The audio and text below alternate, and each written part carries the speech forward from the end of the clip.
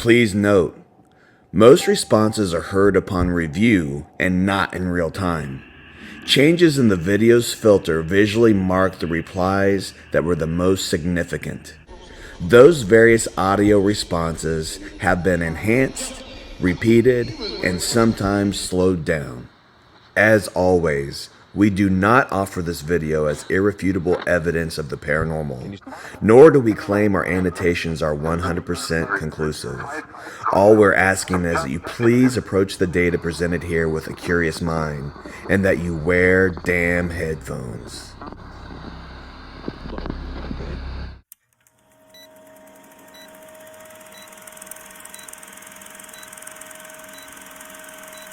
September 18th, 2022, Paraholics.com had the opportunity to investigate the Indiana State Sanatorium. My initial reaction to this location was, holy shit, this place is massive. I wasn't mentally prepared to tackle such an enormous location, nor did I believe one night would do it justice. I knew the site existed here in my home state, but I had come in without much forethought about what I was getting myself into. But I felt like, especially since it was so accessible, it was a great way to scout it out to be better prepared for a return. Just a bit of history. Originally, the 504-acre property just outside Rockville, Indiana, was known as the Indiana State Tuberculosis Hospital. The hospital included men's, women's, and children's wards, an administration building, staff housing, a farm and dairy, a greenhouse, and a tunnel system. The location operated as Indiana's main tuberculosis hospital from 1908 to 1968. It reopened as the Lee Allen Bryant Healthcare Center in 1976, and the site served as a nursing home and private mental hospital until 2011, when it closed suddenly, leaving behind hundreds of beds and hospital equipment. A history of more than 4,000 deaths and many tragedies as the healthcare center were said to have had contributed to the poor reputation / decline of the facility. Many allegations of resident abuse, including deaths of residents in 2002, a woman found outside dead of hypothermia, and months later a man hanged himself less than a quarter mile away. Residents again wandered away and died in separate 2006 incidents, one struck by a car and the other found dead in a creek, and in 2009 there was the murder-suicide of 2 employees.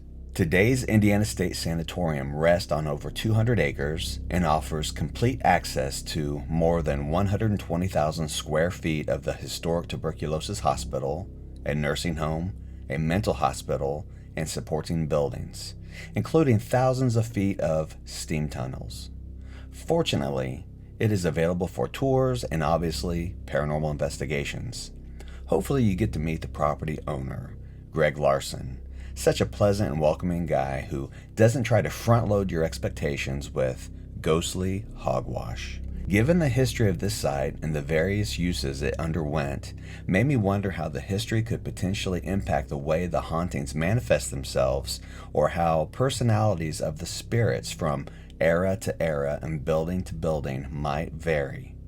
Would a ghost from the nursing home have a different manner of communication than a spirit from the psychiatric facility? And if different periods intersect at a haunted historic location, do the various spirits interact with each other? Or do they stay relegated to the specific place and time perspective of where or when they're allegedly attached? These are the concepts I mulled over under the assumptions that ghosts exist and that the Indiana State Sanatorium is indeed haunted. So please, slide on your damn headphones and enjoy our investigation at one of the most extraordinary locations I've ever seen. We began our night after a hike to the superintendent's mansion. We laid out a tripwire, which is basically a strand of Christmas lights, but every bulb, so to speak, is an individual EMF detector. And then we conducted some EVP sessions. Hello, Lauren. Hello. Michael. Hello. What the fuck are you doing? I'm trying to get it recorded to work. No. Unsuccessfully.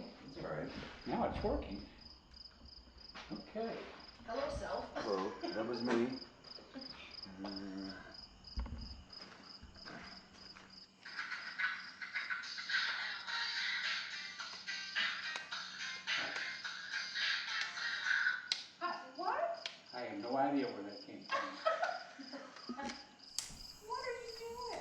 Testing 1, 2, shit. EP session. Yep.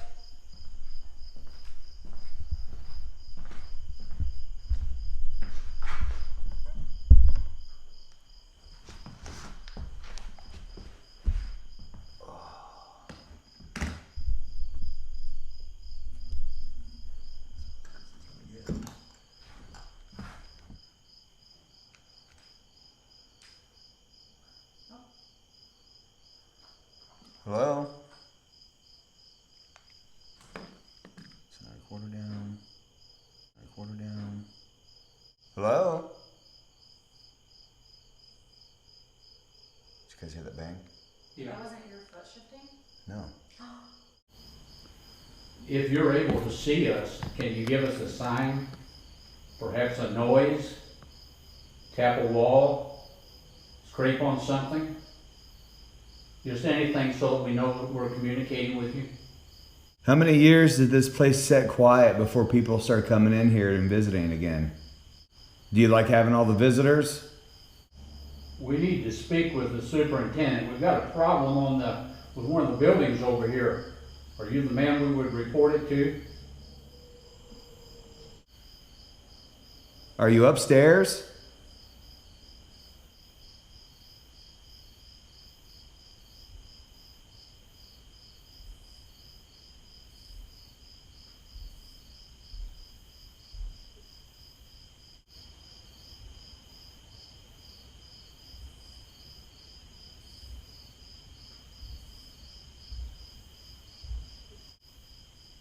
Is that us? That was upstairs. Are you upstairs? Was that you stomping?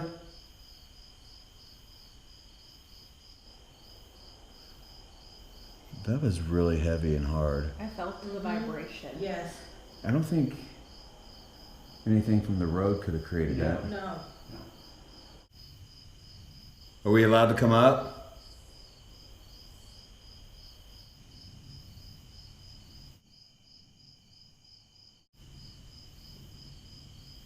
Did you make that flash?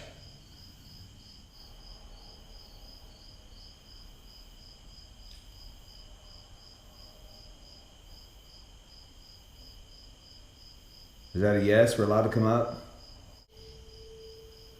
Alright, we'll have these recorders. I'm gonna stop this and play it back and see maybe if we heard your voice, okay?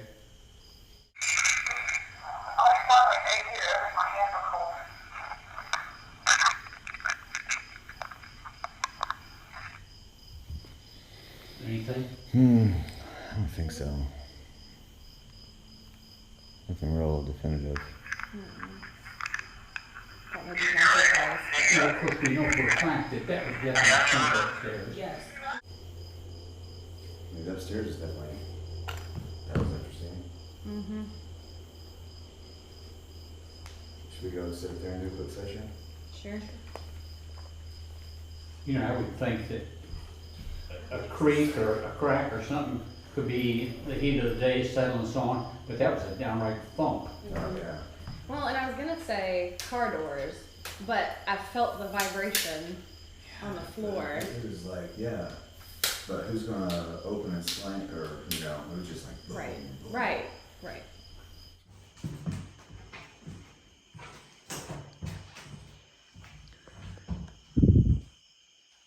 So we were downstairs and we heard some pretty heavy footsteps up here. Next, upon making our way to the administration building for the tuberculosis hospital, we went into the tunnel system to the location where in 2009, Lee Allen Bryant employee Ryan Clark shot Kenneth Godfrey in the chest, killing him over a promotion dispute before returning to the power plant and shooting himself in the head.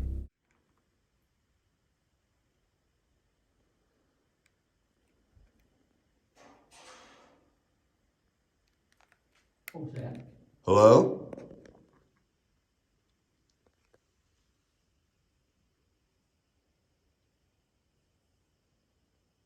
Let me turn my flashlight on. Oh. Let me turn my flashlight on. No? No? Why? I was gonna shine it down that way. You run it down there. Did you say run it? No, my light beam reaches that far. Yeah, go ahead. There's a trash can. You a ghost or a raccoon?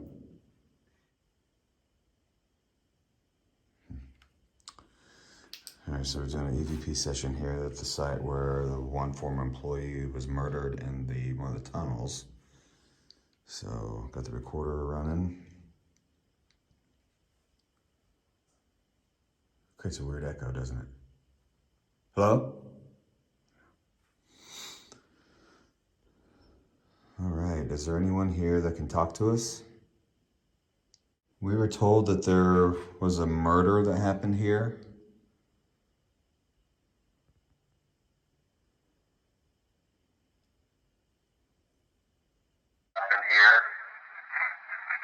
Who was killed here? Do you know the name of the victim?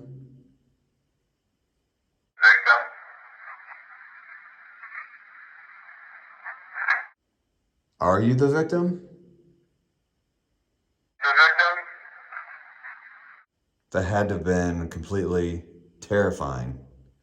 Is there anyone here?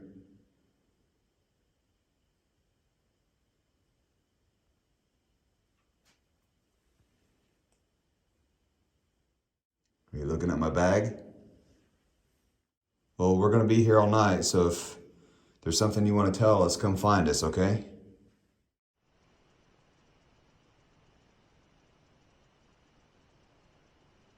Does anybody need a nurse? I need a nurse. My name's Matthew, and I'm here with some friends, Lindsay, Lauren, and Mike. We know that tuberculosis, or consumption, as you may have referred to it as, was a terrible, terrible disease.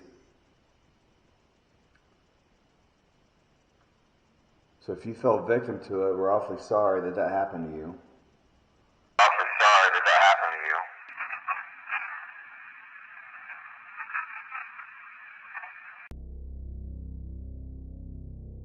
I'll play this back. Yeah, sounds good.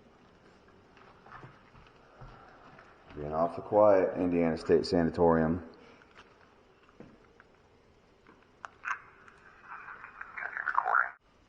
Lauren, I don't know if Lindsay told you or not. This stuff requires a blood sacrifice. So, Will you take one? what's your blood type? I don't know. Oh shit. Perfect. Yeah. Yeah.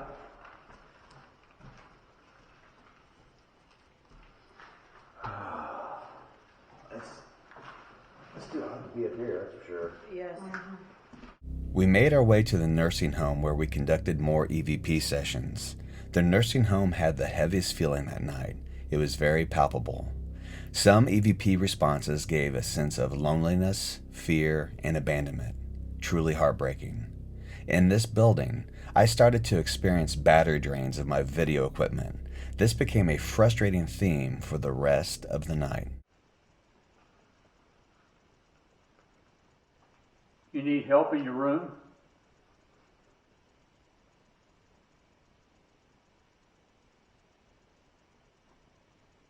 Are you in the hallway? Alright? Can you tell us your name?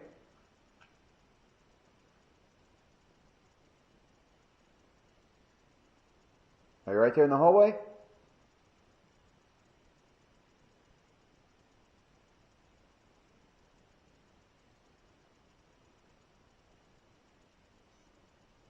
Interesting. You get your dinner okay? Are you coming down closer to talk to us? Are you coming down closer to talk to us?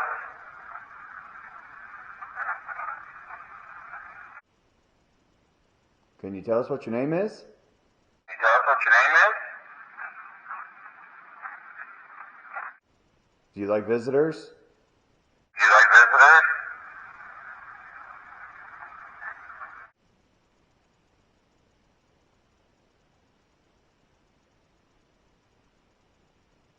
Just for curiosity's sake, Can you make any of the lights light up further down the hallway, beyond just the first three?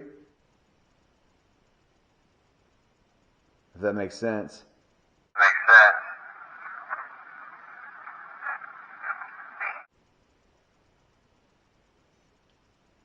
Thank you. Yeah, thank you.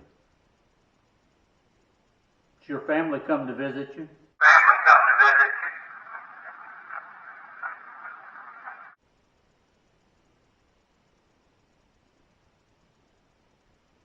Do you have family here with you?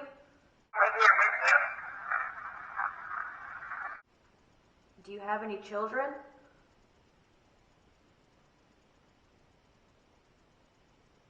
Are you married? Are you married? How many people are in this hospital? How many people are in this hospital? Were there some good nurses, though?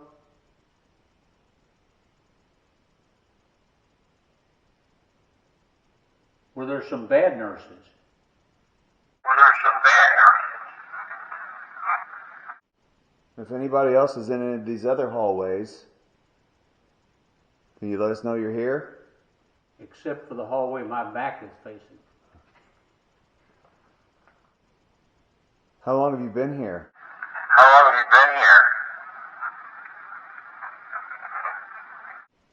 Do you choose to stay here, or are you stuck? Choose to stay here, or are you stuck? Are you scared?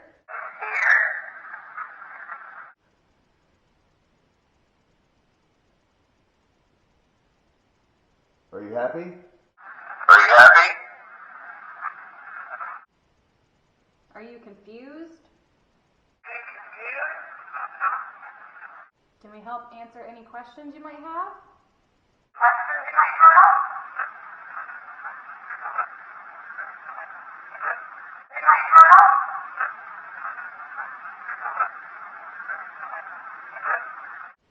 Well, if you have a message or a question, you want to leave it in this recorder here in my hand.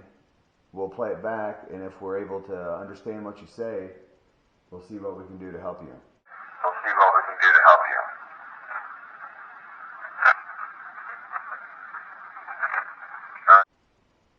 you. All right, thank you.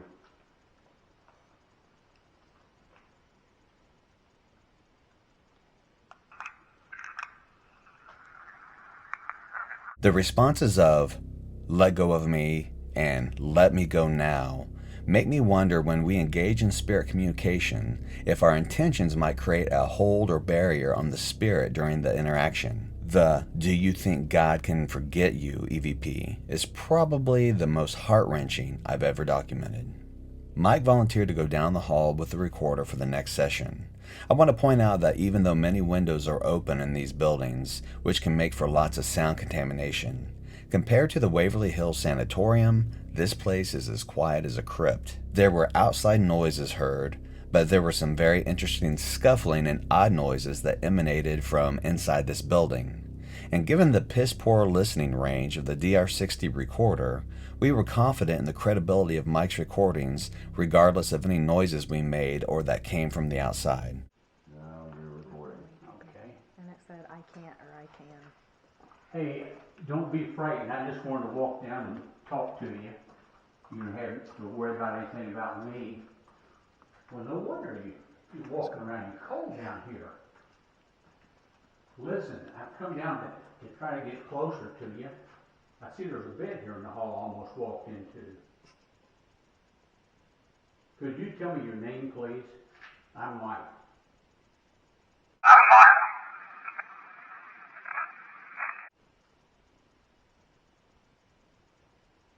Now, I don't mean to walk right up on you. Can you see me? Can you see me? Are you in the hall, or have you ducked back in the room? You're in the hall? Can you walk down this way with me, please? You walk down this way with me, please. You don't mind? Step on out here in the hall with me. You don't mind? Step on out here in the hall with me. Are you Down that way? Or behind me? that way? Or behind me?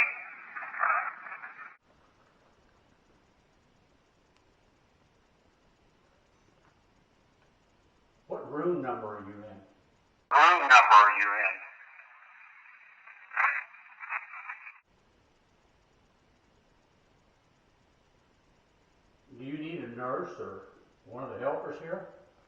One of the helpers here?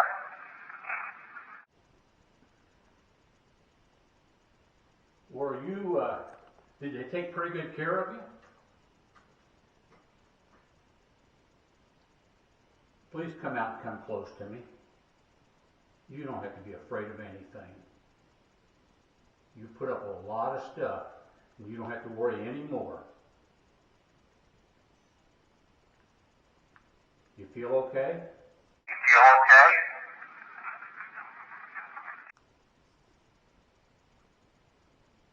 Did you feel like you got left here? Well, that would have to be rough. I can't imagine what that was like. But if you want to talk to us, golly, you'd have somebody to talk to for the first time in years. Are you willing to talk to us? Are you willing to talk to us? Well, I don't know. Am I close to you here? I don't want to walk up on you and frighten you. Okay. Well, if you notice, what we listened to this to see if we were able to hear you. You did fine a while ago. You did just what you needed. Well, God love you, and we'll talk to you again in just a minute. Let us listen to this. All right, sweetheart. We'll be right back with you.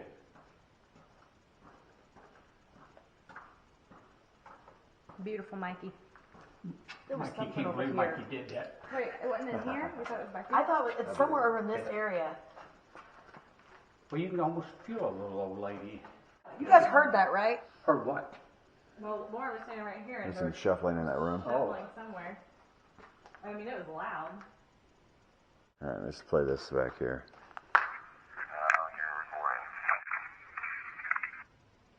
Boy, Mike, you pissed her off. Yeah. No. What happened? No. We then went to Adams Hall, which was mainly used as the psychiatric hospital. As I stated before, my battery drain issue only intensified in this building. I could only catch a few brief video clips before 2 of my charged batteries failed. But I'm going to play you the highlights of the EVP session from this building. The contrast of what we recorded there versus the nursing home is, well, just dark and very disturbing.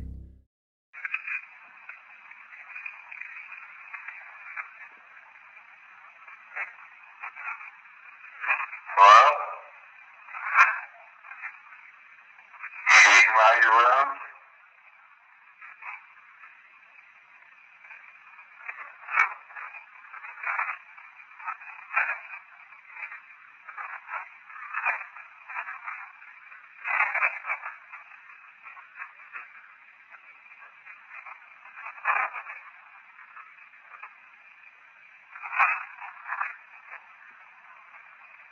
Where are you?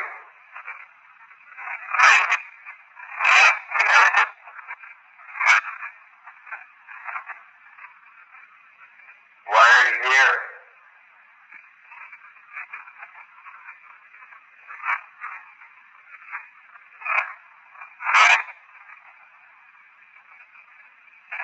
Who's the badass on this floor? Who's in charge?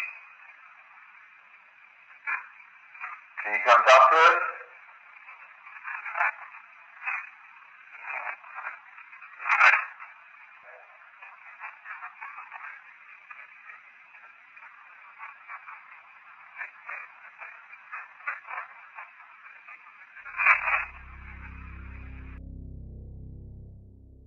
The implications of the responses that were documented from our time in the Indiana State Sanatorium present the full range of the various incarnations of the property's uses.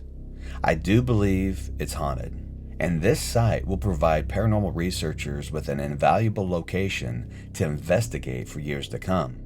I know I'm planning on returning here as soon as possible. Thank you for watching.